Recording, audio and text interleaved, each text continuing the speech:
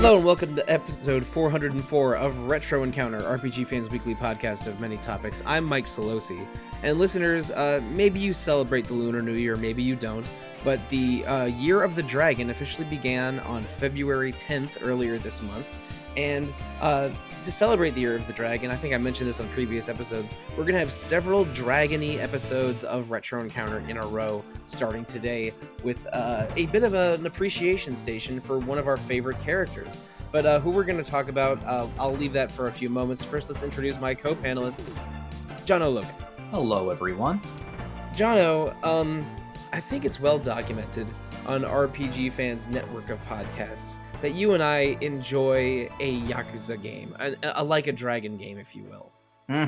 I think that Like a Dragon is we should go with the Like a Dragon as a title for this. I know it's interchangeable, but given the current year, Like a Dragon. Yeah, I mean, I think the official rebrand began in 2020 when a game that maybe would have been Yakuza 7 in a different timeline was called Yakuza Like a Dragon. And then starting with Like a Dragon Ishin last year, they're officially translating Ryuga Gotoku more literally into Like a Dragon, and it's going to be called Like a Dragon forevermore, including last month's Like a Dragon Infinite Wealth, a video game I beat mere days ago. I'm still riding a little bit of a high for how much I enjoyed Like a Dragon Infinite Wealth. Spoiler alert, we're doing a spoiler cast on that in another month or so. So excited to do a spoiler cast with you for it. Oh man, I know I'll still be thinking about that game in a few weeks, so that's not going to be an issue. Remembering details about that game, but we don't want to talk about Like a Dragon Infinite Wealth today because it's so recent. We're going to give that its own episode.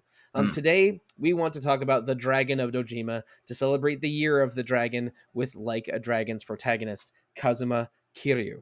John, I don't know if you were on any of these episodes, but we used to do something called RPG Villains here on Retro Encounter, starting in, I think 2018 or maybe 2017, where we would take a classic villain from a video game RPG and then break them down, what makes them interesting, what makes them fun, why sometimes we even appreciate a villain more than a game's heroes. And those were really good. We did episodes on Kefka, Luca Blight, Pokey Minch, the killer in Persona 4, and probably a couple others I'm forgetting. And those are really good. In fact, I'm thinking about reviving RPG Villains later this year, but that's not here nor there yet.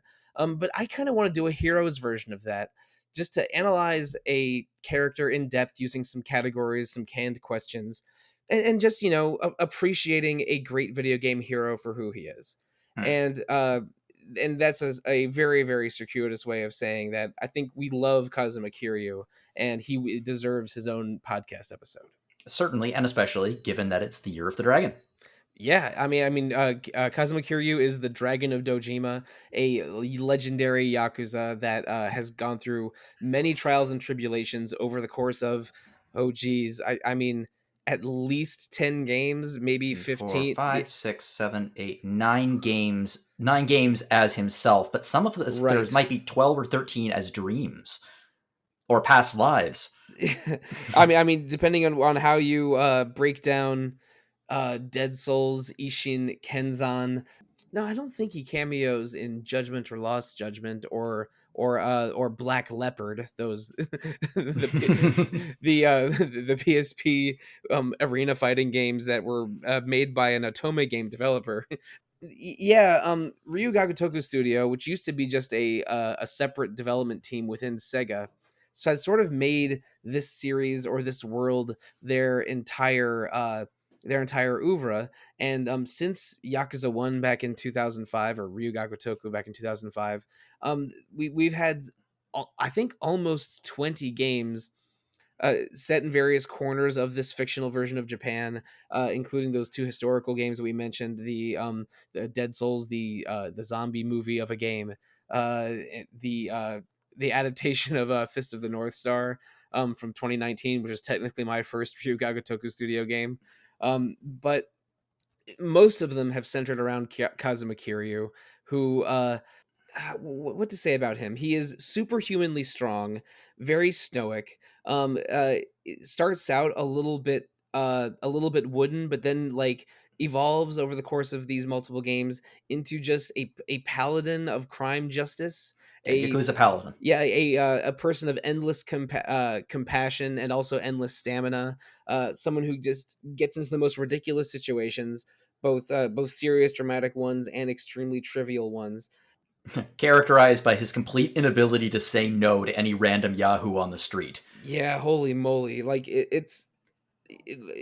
I feel like even more than like an MMO character, uh, an MMO player character, Kiryu just has quests thrust upon him in a way, and they get just increasingly silly, sometimes poignant, sometimes pointless, but always just rarely ever asked for, let's say. Mm. But I've written a series of I guess it's 8 questions or categories that we're going to use to break down the Dragon of Dojima.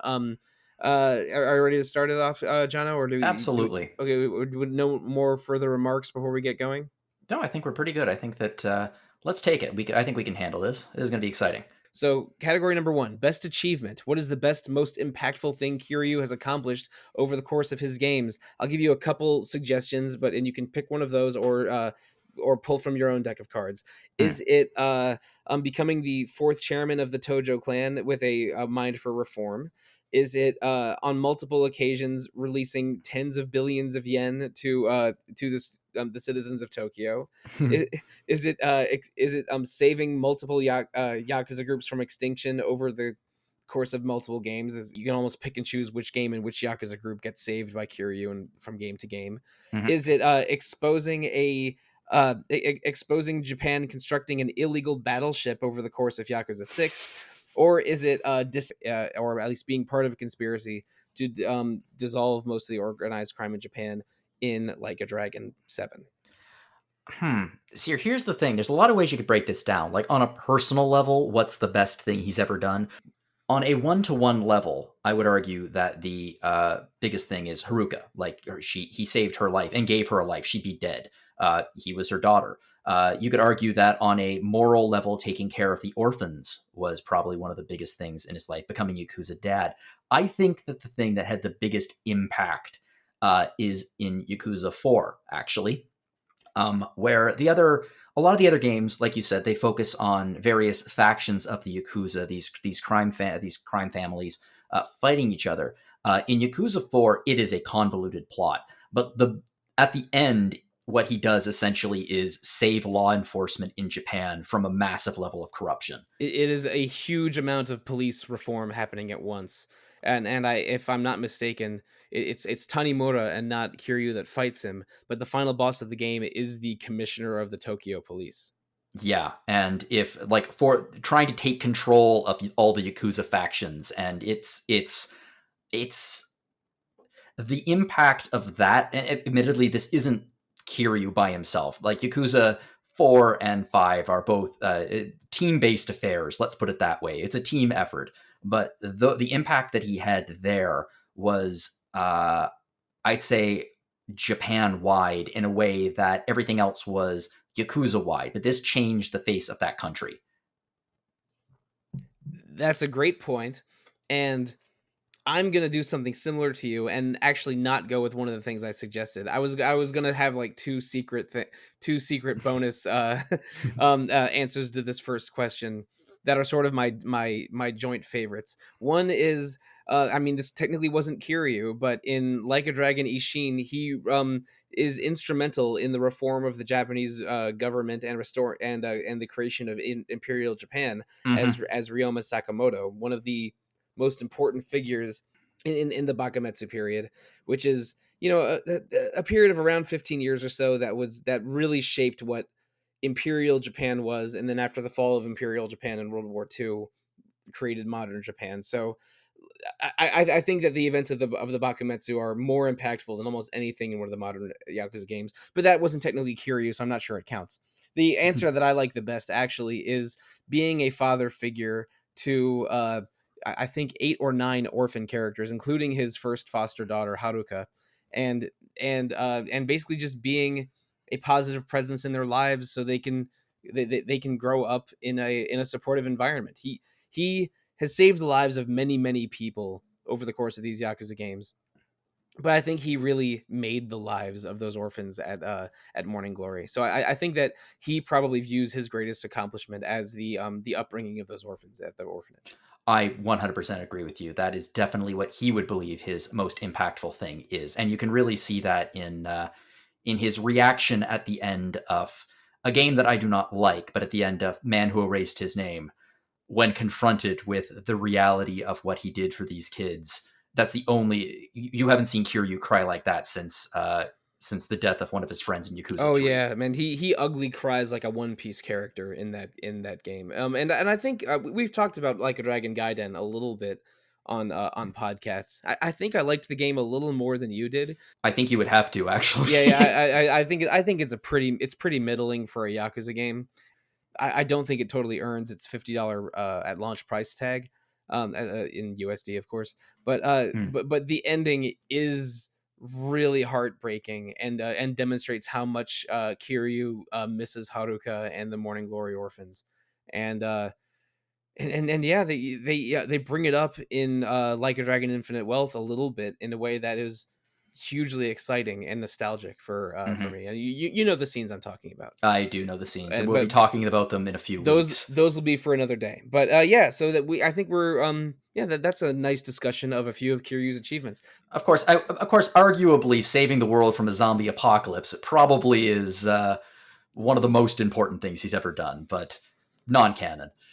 Well, I think it's time to move on to another category now. This one's a little bit hard to do because Kiryu, I think, is almost always justified in his actions, and so he never knowingly commits crimes or performs evil actions with malicious intent. Hmm. But so this category probably is a better fit for those villains episodes we used to do.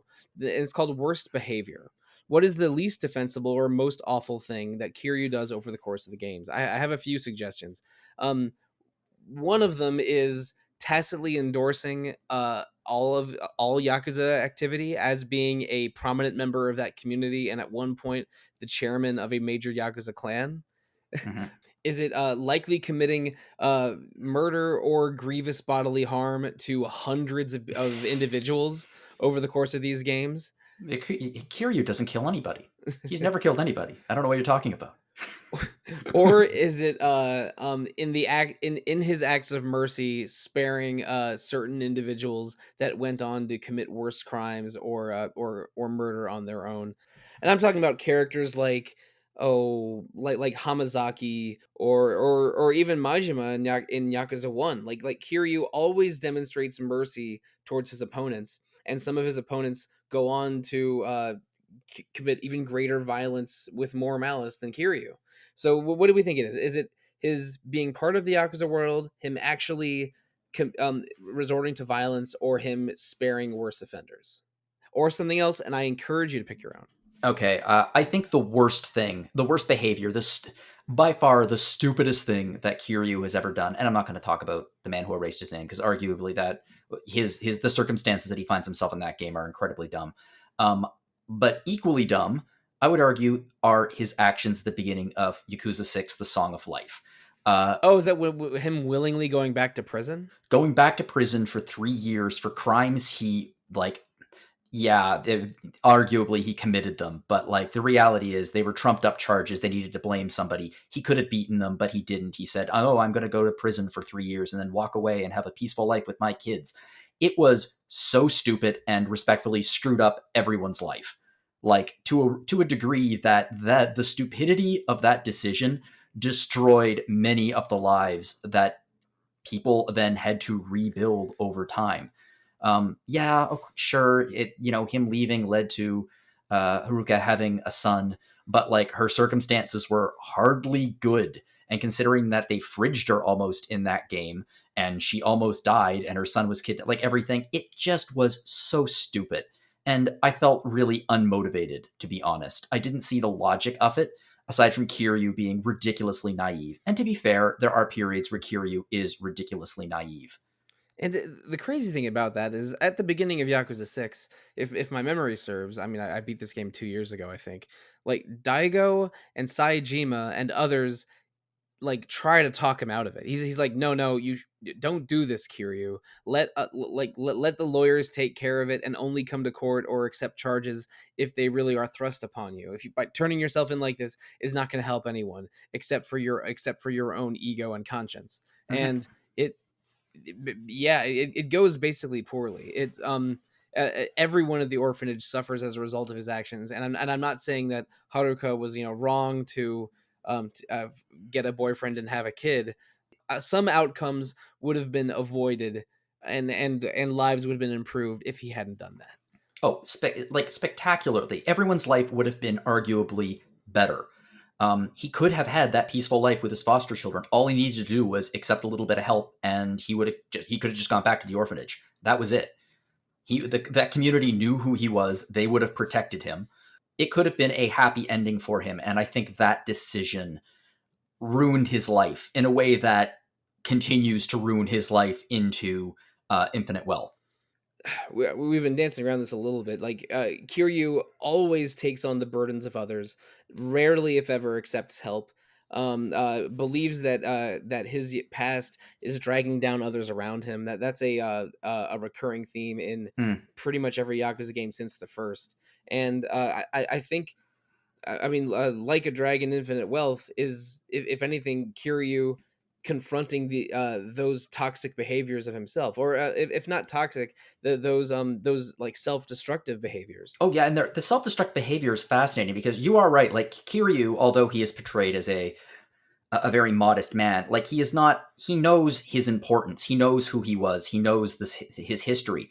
But Kiryu constantly underestimates his own importance to those who are to those who love him. Like when he leaves to spend 3 years in prison, or when he leaves at the end of Yakuza 6 because he says that he makes that deal, or in Yakuza 5 when Haruka is becoming a pop star and he has to hide who he is. He constantly underestimates the love of others, and oftentimes makes their life worse because he's like, no, I must I must hide, I must go away, I must run, I must, so they can live without me, without realizing that they love him and he makes their lives better.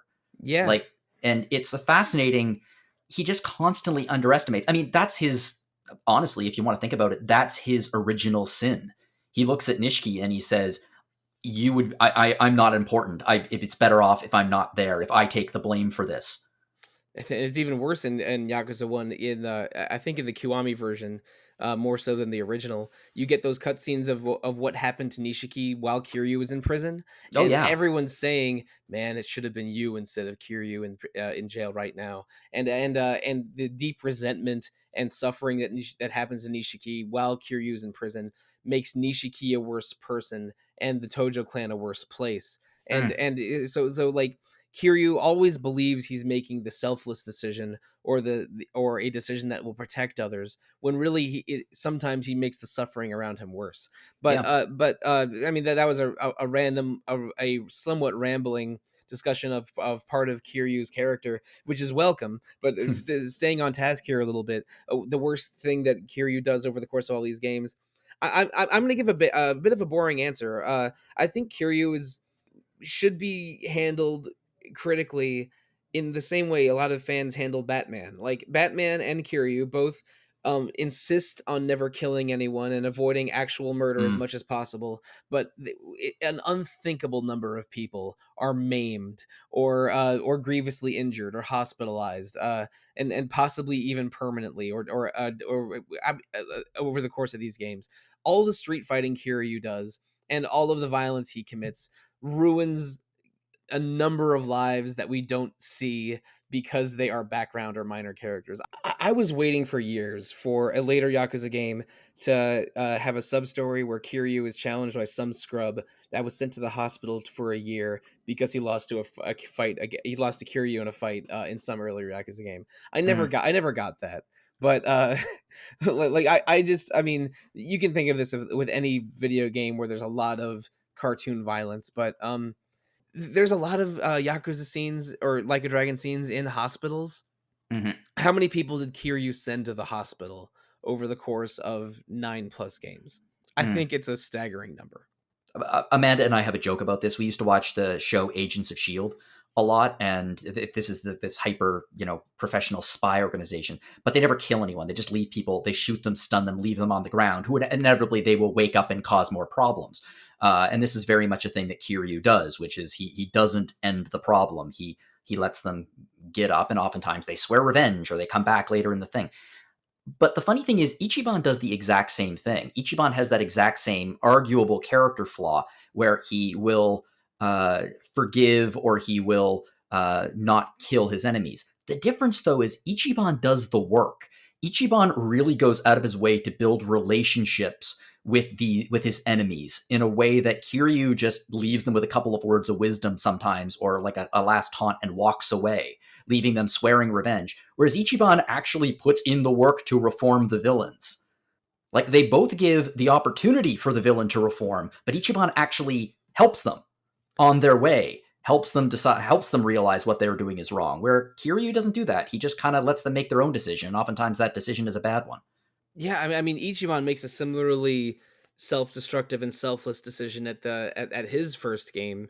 This episode's not about him, but I don't mind going into Ichiban a little bit. But Ichiban is very interested in rehabilitation and helping people when they're down, while Kiryu is more content to just let people that are down stay down. Yeah, and sometimes it does pay off. Like at the end of Yakuza 3, for example, when he beats the living hell, he finally beats Mine on the top of the tower. And then Mine, he lets him live, and then Mine redeems himself by pushing Richardson off the tower to their death. Like, sometimes it works, but oftentimes it doesn't. And you kind of see that at the end of 3 again, where Hamazaki stabs him. And yeah, Hamazaki redeems himself in Yakuza 4 a bit, but still, like, if Kiryu put in the work to actually redeem these people rather than just let them live, I think that he would see better results. Hamazaki's an interesting character. I'm not saying he deserves villains episode, but he really does go through a journey over Yakuza 3 and 4. And he was in the original version of Ishin, where he was one of the Shinsengumi officers, but his role was replaced with Kuze in the Kiwami version of Ishin that most of us played. I think he deserved more than dying off screen. Yeah, I agree. It's some interesting things. I mean, this is a joke answer, I know, and I'm courting controversy by saying it, but arguably the worst behavior in a sub-story is in Yakuza 1, where he beats the living hell out of a trans woman, and then he beats the living hell out of a trans man in the same sub-story. And arguably, like, regardless whether you're coming at it from a inclusive or a transphobic point of view, Kiryu beat up a woman in that sub-story. Kind of, it was a moment that was so out of character for him. And I was like, what the? Like, I didn't even know who he was at that point, because it was the first Yakuza game I played. But I was like, what the hell is this? Like, this doesn't feel like the character. The Yakuza / Like a Dragon series relationship with the trans community is so confusing, because you have some ridiculous. openly transphobic scenes, but then 2 rather excellent trans characters in the masseuse in Yakuza 3 and the bar mama at Earth Angel in multiple Yakuza games. So yeah.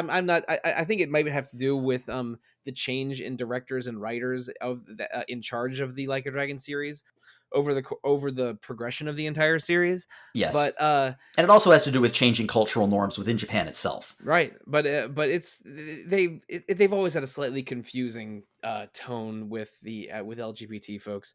That is maybe an entire different episode. But let's try to move on. The next category I have is singular moment, and not looking at an individual achievement.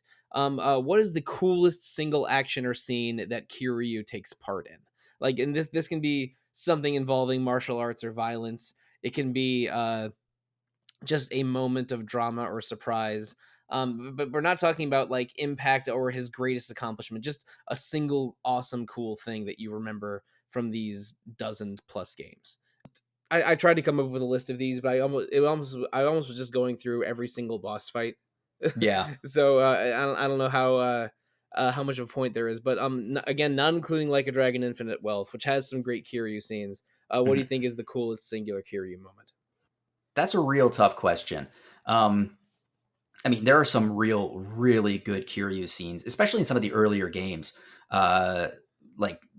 His first confrontation with Nishiki, for example, or not his last confrontation with Nishiki, for example, is a classic example of the Dragon of Dojima pulling himself up. And uh, hmm, I think that another great scene is storming the boat at the end of Yakuza 0. Actually, you know what? I'm going to go with that. It is not the biggest fight Kiryu ever had, but it was the first moment where Kiryu was genuinely confronted with a choice to kill someone, and he didn't. And it was the moment where he became the Dragon of Dojima. And it's iconic. I don't want to spoil Yakuza 0 in case someone's listening here, although I find it very unlikely someone would listen to this episode and not know at least a little bit about Yakuza 0. But the final boss of Yakuza 0 takes off their shirt and reveals a green dragon tattoo. And that person is also part of the Dojima clan. And basically, the final battle of Yakuza 0 is there can only be one dragon in Dojima, and we know who wins that fight.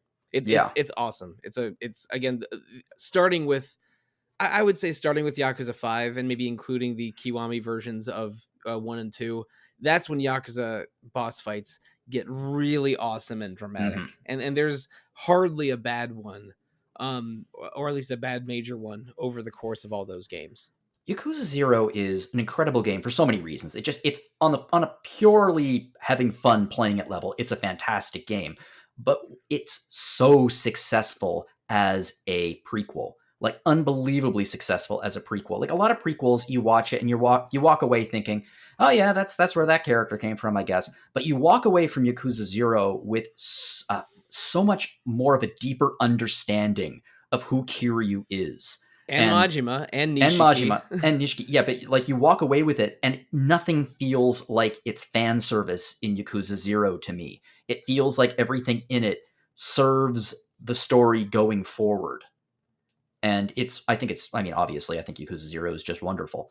But I think that moment is such a defining moment in his life and his philosophy.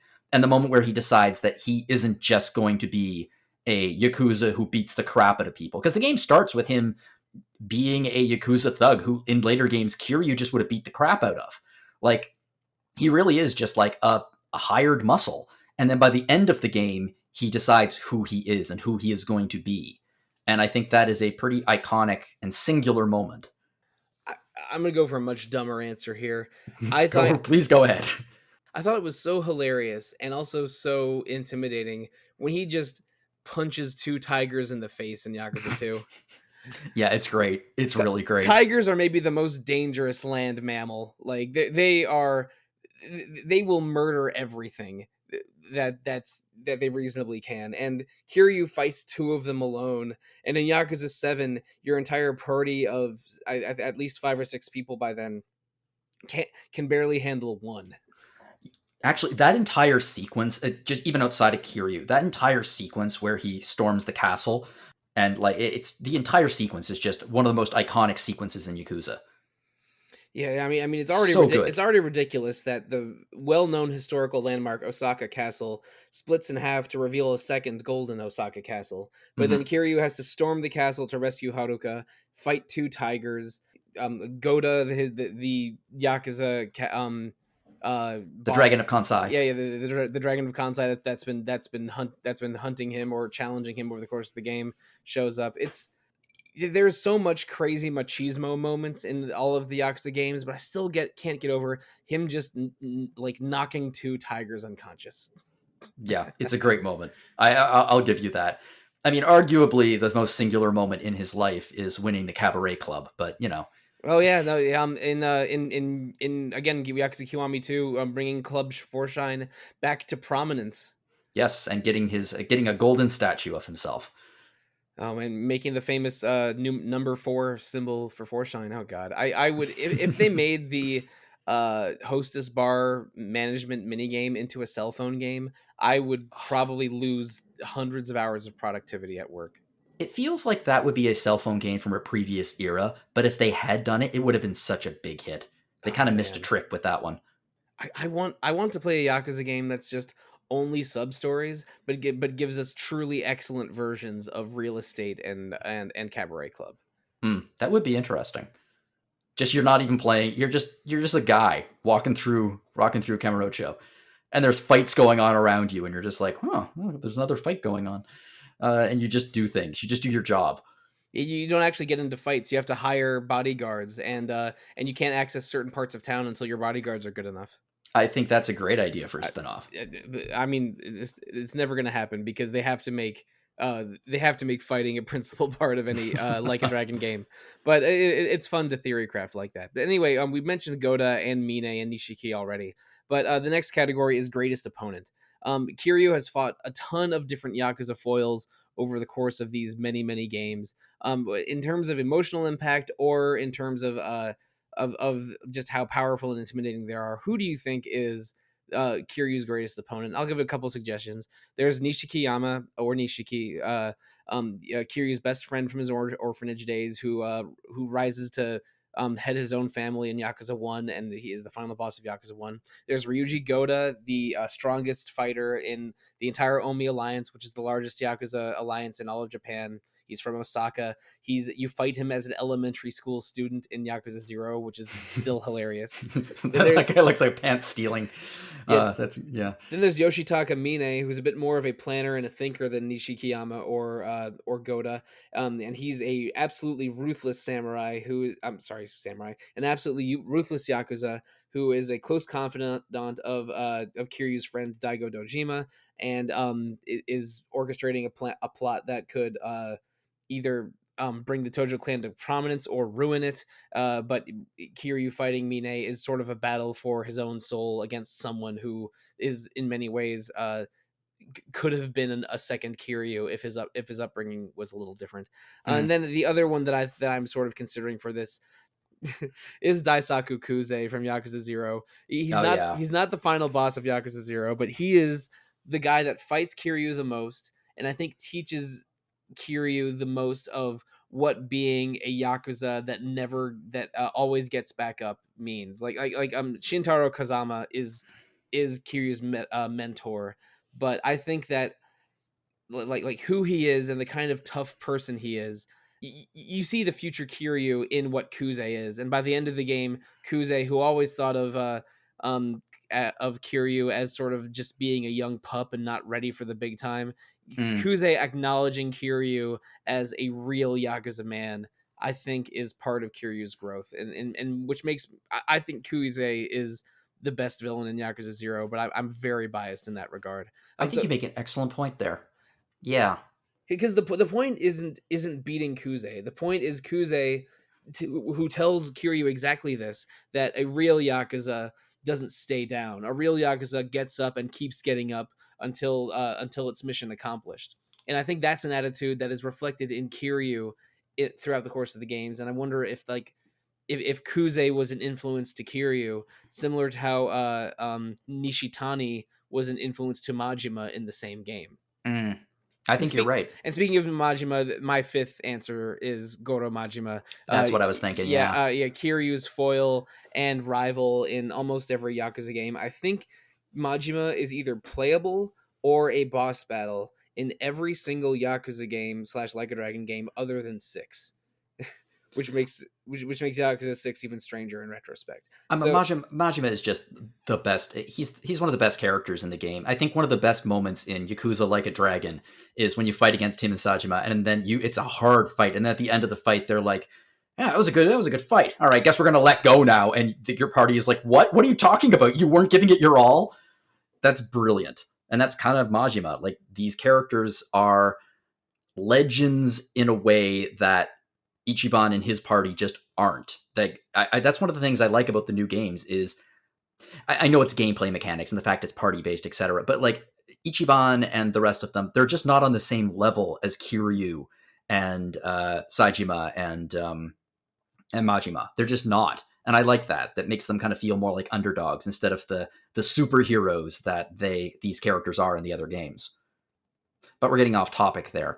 Majima, yeah, I'm gonna go with Majima. And I'll tell you why. You have down here greatest opponent. You don't have greatest enemy.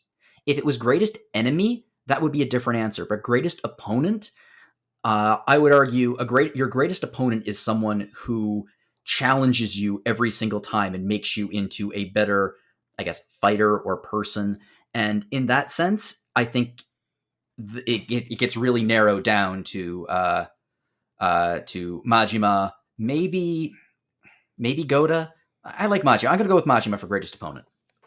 I think that's the right answer as well. Like I really just wanted an opportunity to talk about Nishiki, Goda, Mine, and Kuze for like a minute each, but then ultimately arrive at Majima Yeah. because Kiryu and Majima change each other over the course of these games, and if Yakuza or slash Like a Dragon has a breakout character, it probably is Majima. Oh yeah. Absolutely. I mean, Majima is just a brilliant character. Majima was a brilliant character before Yakuza 0. And then Yakuza 0 happened and like it just put him over the top. I'm still surprised that they kind of followed up with Yakuza 0 in the DLC for Yakuza 2, Kiwame 2, where they picked up on some of the plot threads of 0. But yeah, I think it was I think that was DLC in the Japanese version, but was baked into the North American version. yeah, the Majima Saga, which was essentially it was essentially a prequel to the events of Yakuza 2. Actually, pretty good DLC. And But yeah, it revisits events of Yakuza 0. It's Majima Saga is very good. Yeah, I yeah, agree. it is. And I think that you're right. This is the right answer. Like I said, greatest enemy would be a different answer. Greatest opponent, I think it's Majima. All right, so I think that's enough about Majima for now. The next category is called bonus footage. Is there a moment or situation in Kiryu's story that we know happened but do not actually see? Like what do we think is the most interesting part of Kiryu's life that we don't experience for ourselves? There's a That's an lot of interesting answers here. question. Yeah, like Yeah. do we want to revisit Kiryu's past at the orphanage before he became a Yakuza? Do we want to look at the space in between Yakuza 0 and 1 where he built his legend and became a famous Yakuza sometime between 88 and 95? Do we want to go into what happened during his multiple prison stays? Mm. What happened when he was working as an undercover agent of the Daidoji faction between 2016 and 2023? There's a lot of different stuff that we could go here. What is a moment or a time in Kiryu's life that you wish we knew more about or could see, in fact? Interesting. The 10 years that he was in jail is a fascinating time period to me because, I mean, it's 10 years. Surely he had to get up to something during that period. But canonically, during those 10 years, he doesn't do anything. And we know this because when he comes back to Kamurocho, Majima beats the crap out of him and says, wow, you're out of practice. You're not the man you used to be. And to me, that indicates that not a whole lot interesting happened in those 10 years because Kiryu has gotten that rusty. Um, I think that there could be a story in there, though. But by that point in time, I honestly think no. I think that during that 10 years, nothing would have happened. Kiryu was nobody special at that point. He was the Dragon of Dojima, but that was kind of a local nickname for him among, the Dojima, among the Dojima family. Like, he wasn't like a Yakuza legend at that point. He was just another Yakuza who was in jail for murder. So I don't see, like, anyone going to look for him to help with a secret mission or anything like that. I think he just literally spent 10 years in prison, kind of maybe even enjoying the routine and the structure of prison. I feel like I think it's a bit of a stretch to say, oh, Kiryu loved prison. I don't think he loved prison. No. No. I don't think Kiryu would have loved prison, but I think Kiryu is a man of habit and routine, and he's very, very traditional. I don't think that prison would have been the nightmare for him that I think it would have been for, say, Ichiban. I'm actually a little bit surprised that Ichiban didn't walk away with more emotional damage from prison than he did. Yeah, I mean, Ichiban was there for 18 years while Kiryu was there for 10. And but I mean, quantity is not important, but it's I think that it's Ichiban is even more remarkable for being as compassionate and good as he is following an 18-year prison sentence. Oh my god, yeah, because Kiryu is he is a masterclass in stoicism. Like, he has a face like granite. That's the joke. Whereas Ichiban wears his heart in his sleeve. Like, the difference between the two is, and I think that's one of the reasons why Ichiban works so well as the new Yakuza protagonist, is because he's so different from Kiryu in that fundamental way. But what bonus footage do you wish you knew more about in Kiryu's life? That's an interesting question. The bonus footage I wish I knew nothing about was the man who erased his name. I wish that was bonus footage. The bonus footage that I would be most interested in seeing. Actually, you know what? The 3 years he spent in prison in Yakuza 6, The Song of Life. Because by that point, he really was the legend. He was the Dragon of Dojima. He had the reputation. I think that interesting things could have happened to him in prison during that time. He didn't know about them. It'd be interesting if the Daijoji faction, that's where they spotted him. That's where they thought, this guy could be good. And they started maybe putting him into situations to test him. I think that would be an interesting bit of retconning right there. For me, it's definitely the 88 to 95 period. So Mm, Kiryu is between 22 and 29 years old. He's building his legend. By 1995, he's one of the top fighters in the entire Dojima clan. And he's still best friends with Nishikiyama and Yumi and Reina, another beloved minor like a dragon character hmm who left us too soon. And I mean, and everything that happens between Nishikiyama and Kiryu is super tragic in the events of Yakuza 1 in 2005, or and while Kiryu's in jail. But I would love to see Kiryu and Nishikiyama on an adventure or handling some major crisis in the early 90s. I think that is an unexplored time in Kiryu's life, because we know a lot about 1988 and a lot about 2005 onward, but that period from 88 to 95, but before he's imprisoned, I would love to play a game set there or learn more about what happened in that period. mm, yeah. That's the bonus footage I want. That's about maybe some of Kiryu's unknown triumphs. Let's go to some of his known failures. The next category is called Reset Button. What is one decision or one event that Kiryu wishes he could retcon or redo or take back? We had a couple ideas like this. I think that him willingly going into prison at the beginning of Yakuza 6 is a good candidate for this. I think that in 1995, going to jail instead of Nichikiyama is a candidate for this. I would also say that what if he had taken the chairman position at the end of Yakuza 1 instead of immediately retiring one day after being appointed the fourth chairman? Because that sets off the events of Yakuza's 2 onward in maybe a negative way. What do you think is, and I mean, to say nothing of the deaths of Yumi and Reina and Rikia and a lot of unnecessary suffering that happens over the course of these games. What do you think is one moment or decision Kiryu could take back? I think it'd be Rikia. Rikia, really, over Yumi? I think so.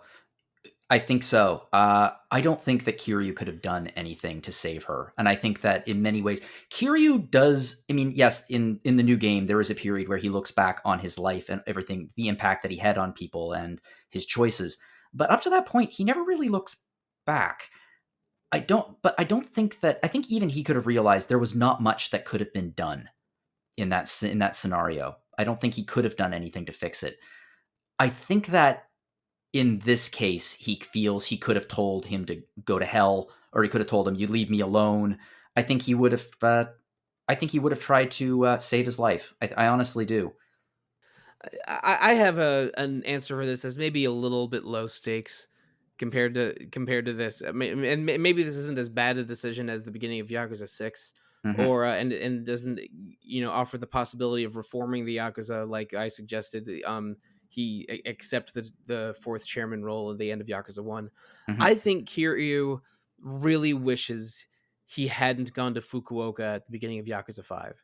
mm, What if he didn't follow Mirai Park's advice, and when Haruka goes to become an idol singer in Osaka, what if he either stayed in Okinawa and raising the kids of the orphanage, or if he had accompanied her to Okinawa, I'm sorry, to Osaka, to become her chaperone, sort of how Akiyama's role happened in that game. The events of Yakuza 5 might have still happened mm, with different Yakuza leaders in the Tojo and Omi going missing or being targeted for murder, and a mysterious agent trying to collapse both organizations. Maybe that would have still happened, but I think that Kiryu really does regret abandoning the orphans and Haruka before Yakuza 5, when ultimately Haruka, like, to a audience of millions of people, announced that he was her true father.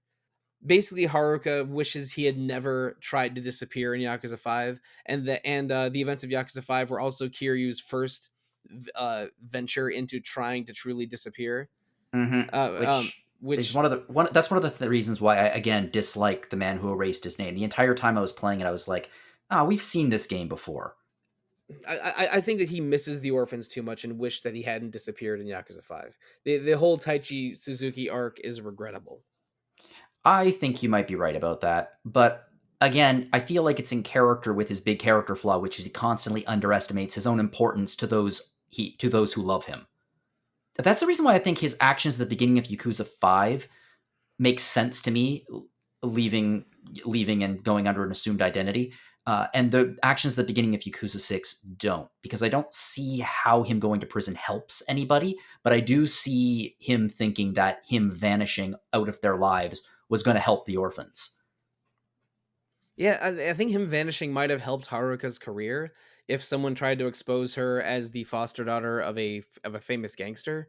Hmm. But he doesn't help the orphans by disappearing from their lives and sending money to them via ATM every so often. I think that that's a major regret he has, and he wishes he could take that back. Yeah, I buy that. But speaking of regrets, the next category is called biggest regret. But like our villains episodes, this biggest regret is not about our subject itself. We've already talked about Kiryu's regrets a lot. What other character besides Kiryu do you think regrets how they dealt with Kiryu? Who regrets the most underestimating him or making a decision that put Kiryu in there as an obstacle to them?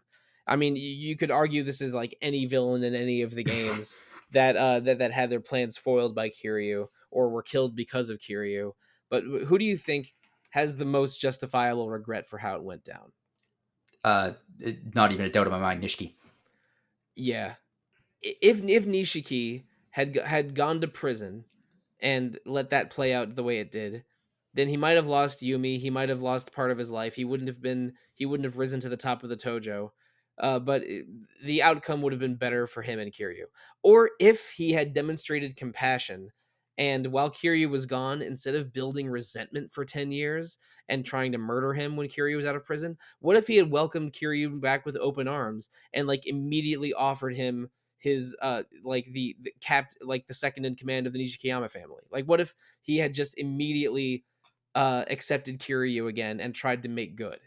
But instead he just is goes on an absolute warpath that ruins the lives of everyone around them, in, including minor characters like Shinya or the third Tojo chairman, or just a bunch of a bunch of bad stuff happens in Yakuza 1 that could have been prevented if Nishikiyama wanted to stay friends with Kiryu. Yeah, yeah, I think that's my answer. I mean, obviously, obviously, anyone who ever tried fighting Kiryu, like you said, has a big regret because they lost and lost massively. But Nishiki, I think, would regret more than his loss. In fact, I think that Nishiki, in many ways, based on his final actions, I think at in Nishiki in his death, I think might have been relieved that he didn't succeed, if that makes sense. I think maybe deep down he wanted Kiryu to stop him through the entire events of Yakuza 1, but I think that he didn't have to make it like that. Oh He no. like if he had just done a couple things differently and didn't build up this insane resentment, then like basically the rest of the series doesn't happen because Kiryu and Nishikiyama are both high-ranking members in the Tojo clan forever. Yeah. But no, he couldn't have it that way. Mm. One character I think is full of regrets, and it's not really related to Kiryu. It's related to other characters. Is a guy who I've mentioned multiple times in podcasts is one of my favorite villains in the series, Yoshitaka Mine in Yakuza 3. Oh yeah. He is obsessed with money and power. He also grew up in an orphanage like Kiryu did, but he lacked a strong father figure or a strong drive to succeed until he joined the Yakuza, by asking to join and paying to join, in fact, and meeting Daigo Dojima. And meet when Dojima is injured and in a coma for a while, Mine is just shattered and starts making destructive decisions left and right when he thinks Daigo is going to die. That relates to him working with a terrorist organization and trying to demolish Kiryu's orphanage for a real estate deal, which puts Kiryu in as an obstacle to him. a bunch of nasty stuff happens to Mine because he loses his mind in the pursuit of money and power, and Daigo Dojima also almost dying. But if he had been a little patient and just let Daigo recover in the hospital, then we could live in a world where Daigo is the chairman of the Tojo, Mine is his second in command, maybe they're boyfriends or husbands, because I was about to say, there's if there's one character who I suspect is gay, really, in the entire of the major characters of Yakuza, it's Mine. yep. I think Mine loved him. There's no doubt in my mind. In the finale of Yakuza 3, the way he says how much he loves and respects Daigo really feels romantic and not just respectful. And so like I know a lot of people will have, you could say, I mean, this is, sorry for using fandom terms, like Yuri goggles or Yaoi goggles, where you see same sex relationships, like as where there isn't a lot of evidence, You or can just for ship fun. just about anybody if Yeah, you yeah. want. If you're creative and determined enough, you can ship anybody. But I think that Mine really was in love with Daigo. I agree 100%. I think that, and not just that, I think that story becomes stronger if he is in love with him. And if Mine had just been a little bit more patient, hadn't tried to destroy the orphanage, had didn't do the deal with the terrorists, with Andre Richardson, and had just waited for Daigo to recover from his injuries, then it could have been great for him. But Mm-hmm. no, it just ends in the most tragic way possible. Yeah. I was thrilled where Mine is when I learned that Mine is your ally in Like a Dragon Ishin, because I love that character so much. It was great to have him, have a good ending for once. In a way that in a way that he's back. Because there are a lot of amazing characters in Yakuza that I don't want to say are wasted, but do not reach their potential as a character because the story demands that they have to sacrifice themselves, and in this case, Mine sacrifices himself. But it would have been fascinating to see where he went, what became of him. Yeah, Yakuza 0, Yakuza 5 are full of so many great one game characters, Hmm. like the Dojima lieutenants, or Nishitani, or in 5, Baba, I think, is a really great underutilized character. Um uh uh let's see, Katsuya and Watase are barely in other games, but I think they're two awesome villains. I thought Watase was going to be the final boss of Yakuza 5 for a while, Mm. that's not how that game decided to go. There's so many good one game guys in Yakuza that it was so fun seeing a bunch of them back in Ishin. I hope they do another game like that someday, but maybe they will, maybe they won't. Yeah, I agree. This conversation is actually okay. The game that I would love to see, and I think it's the only way I would want to see Kiryu come back as a main character. Maybe not as a playable character, but as a main character.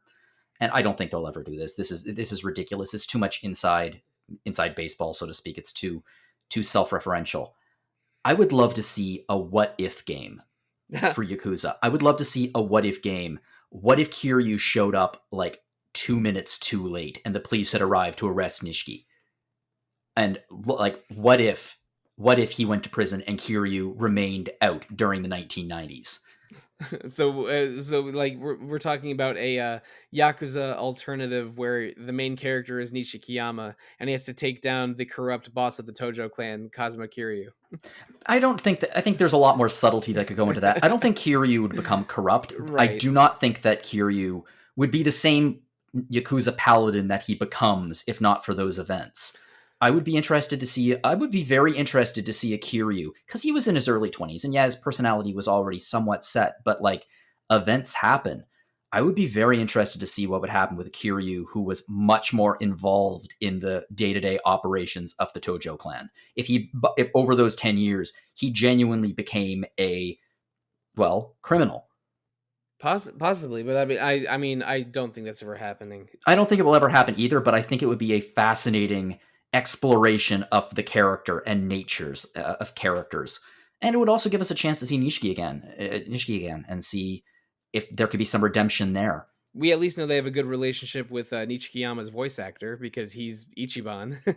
Yes, the But only one who could possibly sing Judgment with again. yeah, and it's crazy how much they reuse voice actors of the Yakuza games. Like two of the minor characters in Yakuza 3 are two of the Onomichi Yakuza boys in Yakuza 6, and one of the main villains of Yakuza 1 is Chief Nakajima in Yakuza 5. Um, it's so crazy how like you can tell there's certain people they like working with and keep bringing back, but I don't think they're bringing Kiryu back without spoiling the events of Like a Dragon Infinite Wealth.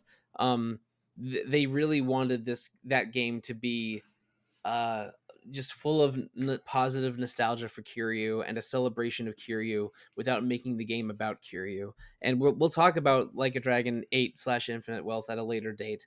But for now, I don't know. I think we've really broken down a lot of why we love Kazuma Kiryu, Jono, and Yeah. I mean, we're two of the biggest Like a Dragon advocates on RPG Fan, and we host two of the podcasts. So we have I mean we have We the have the soap platform. yeah, we have the soapbox for it, the platform for it, and we both take advantage of that on occasion.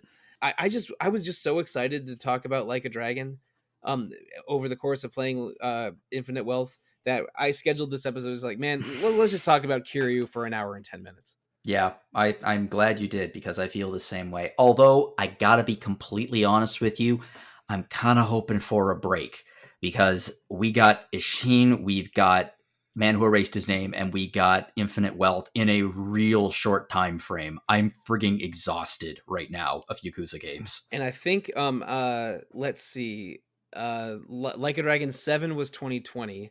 Then we had Lost Judgment in 21. And then we had those 2.5 games or 1.5 games in 2023. I think they are going to take a break. And Nothing's it's been announced lately. There's nothing that we know about. We know that they have games in the pipeline, but they have not said what they are or when they're going to come out. So I think we can go on a Ryu Gagotoku hiatus for a while. Mm. And I love these games. I finally caught up to the entire series just last December. I finished Gaiden and the Kaito files basically back to back. Hmm. And now I've played all the ones I want to play, which is another way of saying there won't be a Yakuza Dead Souls episode of Retro Encounter anytime soon. Although I do want to play Dead Souls at some point. I'm curious about it, but I've seen most of the cutscenes on YouTube, and I think that's enough for me.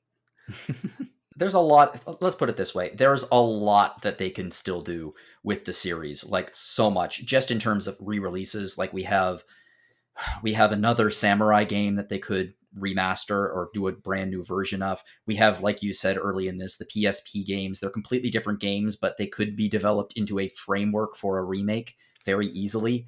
I would play a Kiwami remake of either Kenzan or 3 or just about anything because I love this series, and I'm a little sad that I don't think there's going to be any Kiryu centric games anymore, but also a little relieved in the same way that you felt were expressing relief before. I think if we play as Kiryu again, it might be in a dream again or a past life. But maybe they'll pick another famous property to adapt, like Fist of the North Star. Like, do we want Ryu Gakutoku Studio to adapt? Oh, I don't know, like City Hunter, starring Ichiban as Ryo Saiba. Maybe that's too nerdy a reference for listeners. But okay, listeners, if I'm talking about my favorite '80s action detective manga, maybe it's time to end the episode. But before we really start housekeeping, Jono, I mentioned that we've done several games about specific villains in the past, Hmm. and not living in Yakuza slash Like a Dragon World anymore. What's your pitch for an RPG villain that deserves their own episode, just like we analyzed Kiryu today? I'll let you think about that a little bit while Yeah, I please do because well. that's a big one. Oh yeah, no, I didn't warn you about that one ahead of time. Well, let me talk to our lovely listeners before you get that answer from you. Please do. Listeners, thank you so much for putting up with our Dragon of Dojima Appreciation Station episode of Retro Encounter. We're gonna have another Like a Dragon Infinite Wealth spoiler cast. Excuse me, another. We're gonna have a Like a Dragon Infinite Wealth spoiler cast in a few weeks to continue the Year of the Dragon episodes on Retro Encounter. Also, more immediately, we're doing 2 episodes on Dragon Quest XI. Echoes of an Elusive Age. I had to pause and remember that for a second. Next week and the following week to fill out February. And also, we're continuing a different kind of Dragon Quest with an episode all about Dragon Age 2 coming in early March. We did some episodes on Dragon Age Oranges in December, and we liked them so much that everyone on that episode decided to move on to the next game. So we have Dragon Quest 11, Dragon Age 2, Like a Dragon Infinite Wealth, all coming as part of our Year of the Dragon episodes. And after those, we're not really talking about dragons anymore, or maybe we're just taking a break from dragons to talk about dragoons, with 2 episodes on Final Fantasy IV coming in the second half of March. So please look forward to all of those. And possibly more Kazuma Kiryu discussion coming on Retro Encounter. So let's see, before we really close it out, Jono, what's an RPG villain you think deserves an episode? This is going to be a tricky one. I don't even know how you'd handle this, but I think it could be a really interesting discussion. The problem is the timeline. I think Ganon. Huh. Interesting. Yeah, because just like there are so many Links and Zeldas like throughout the timeline. Every single time you play as a Link, it's a different Link. But theoretically, it's always Ganondorf, or a version of Ganondorf, or the embodiment of his evil or hate. Or I think that could be an interesting conversation to have, because there's so many different versions of him, but theoretically, it's always the same being. Fascinating. I mean, we would have to compare the different versions of Ganondorf or Ganon, and talk about his motivations in each game, where he's basically sort of a faceless pig demon at one point to this surprisingly deep character in Tears of the Kingdom. There'd be a lot of Ganon to talk about for sure. That's a very interesting answer. Thank you, Jono. No problem. My answer for this is maybe a little too specific. We did some episodes on Live Alive in late 2022, I think. I'd have to double check. Don't hold me to that. And the main villain of that game, a evil force named Odio, who takes the form of 8 different villains over the course of Live Alive, is so interesting to me. And the boss fight against them is so cool. And the story framework for Live Alive is so good that I would play. I mean, I wish they Octopath Traveler Live Alive. I wish they did basically just another game just like it, but with different characters in different scenarios. Because the unifying evil force of Odio and the interesting structure of that game is so cool. I almost want to just do a third Live Alive episode just talking about its villain, because I've thought about Live Alive a lot since playing the remake a couple of years ago, and yeah, I think the villain's a major part of it. So that's a good idea too. Oh, here's an idea that if you want to do a villain episode and one of your other favorite episodes, which is a draft. I bet this would make Nikki happy. How about an Ace Attorney villain draft? An Ace Attorney fantasy draft where we have to have villains and prosecutors in 2 of the slots. Yeah, I'm just talking about like every killer. Who is the best killer? Oh boy, that is too specific even for Retro Encounter. I don't know about that. Yeah, I know. I'll shoot. Be fun though. I'll shoot Nikki a message later, and she'll send me a ranked tier list, I think. Okay. But we've talked about what's coming next in Retro Encounter. We also have 2 other fine podcasts here on Random here on RPGFan. They are Random Encounter every 2 weeks about randomness and what RPGs we are playing, and that's mostly hosted by you, Jono. Yeah, I actually just recorded the next episode tonight, actually. And we are going to be talking about 2 really kind of interesting games. We're talking about Eastward Utopia, which is the DLC for the pixel art action adventure that came out in 2001, Eastward. And we're talking about 2001 or 2021. 2021. Okay. Thank you. Oh boy. All right. That was, yes, we're not that old yet. I thought you were talking about like the Super Famicom East of Eden games for a second. And the other one is a game called Under the Castle, which is a roguelike RPG for the Playdate. If anyone out there knows what the Playdate is, it's a very Game Boy Pocket type handheld device, and it's really interesting, and it was a good conversation. I have seen footage of a Playdate game that was about just that was kind of like Tapper, where you were just pouring beers and trying to get them to a certain level by using the crank correctly, and it made me want to try a play date until I double checked the price and saw it was like over $200. Yeah, they are a little expensive. So That's why I don't have one. yeah, exactly. I can't justify the purchase at this time, but the Playdate is a super interesting machine, and I would love to hear a podcast about someone with a lot of experience with one. And that sounds like that's happening in just a few days here on RPG Fan. Yeah, and then in a few weeks, we're going to be doing once it's released, we'll be doing a random encounter that's entirely focused on Final Fantasy VII Rebirth. I'm not surprised by that. Yeah, neither. I mean, it's a no brainer. My pre-order is in, and it's very probable we'll have a retro encounter episode about that as well, because we did the same for the Final Fantasy VII remake about a month after it came out in 2020. But all right, that's enough about random encounter. There's also a third RPG Fan podcast, Rhythm Encounter. It's every other 2 weeks, and it is mostly about RPG music and rhythmness. So please enjoy retro, rhythm, and random encounter on your podcast app of choice, and leave us all 5 stars out of 5 reviews if that is how they are arranged on those venues. But there's many other ways to support RPG Fan. There's the website itself, rpgfan.com, where we post new articles every day. We also have we also have presences on Facebook, Instagram, Threads, Twitter, Twitch, YouTube. Always is either RPG Fan or RPG Fancom, as well as a dedicated Discord, also called RPG Fan. If you go to rpgfan.com/shop, you can buy RPG Fan apparel, including baby onesies, hoodies, accessories like phone cases and coffee mugs. A lot of ways to support RPG Fan, whether it's by merchandise, podcasts, or social media. The book.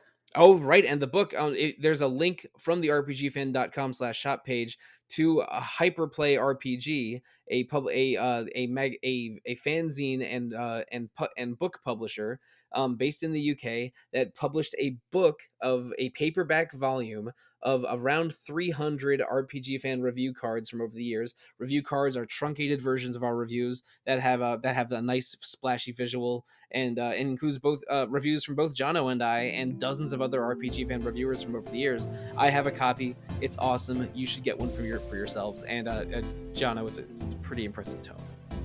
I love it. I have it on my bookshelf. I just love it. It's so cool. So yeah, listeners, those are many of the ways to enjoy RPG Fan. And if you're not really sure how to react, whether you want to listen to another podcast or buy some merch or just make an important decision in your lives, I would ask yourself this: what would Kiryu do? Thank you, good night, and good luck.